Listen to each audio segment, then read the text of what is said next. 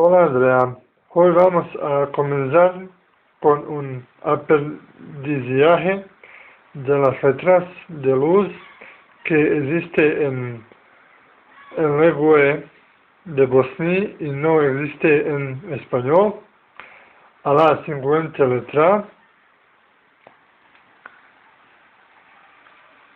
es de ch, š, ž, n, lj. Ok. Č, č, š, ž, n, lj. Muhammed Kovačević.